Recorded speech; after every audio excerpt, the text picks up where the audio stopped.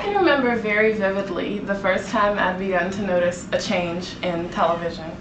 When I turned about 14, I was old enough to babysit my younger cousins, who at the time were about 6 and 4. And when their mom would drop them off, she would tell me everything I needed to know, like what to feed them and when to bathe them, and more importantly, what they were allowed to watch on TV.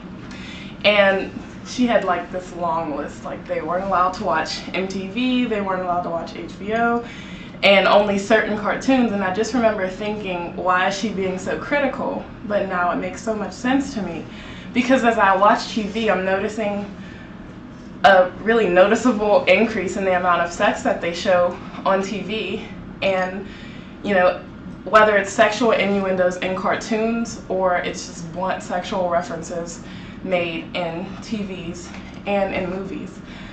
So, but historically this was not the case. In the Victorian era, which is popularly associated with social and Christian value, social and sexual restraint and Christian values, it was a time of Queen Victoria's reign from the 1800s to early 1900s, and it was just a time when you weren't expected to have sex outside of marriage, and in some cases not even in marriage, unless you were trying to have children. So it was just a time of extreme morality and sexual restraint.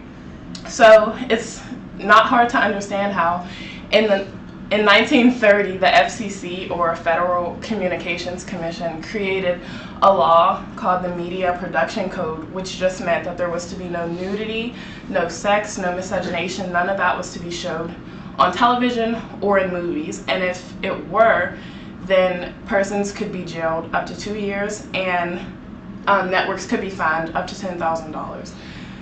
But in the 50s, TV began to grapple with the FCC, because they're saying, you know, Americans are getting bored with television, and if we're not including, you know, like sex and violence and stuff, then, you know, we aren't selling anything. So they were basically saying that sex sells. So the Supreme Court eventually ruled that the FCC's law was unconstitutional.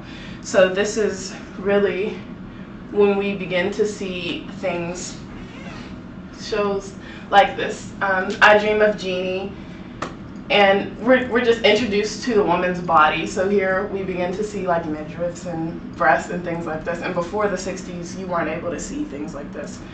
And then it just progressed in 1974 to movies. This is a 1974 movie, Born Innocent, and we're able to see a girl who's sexually assaulted in a prison shower.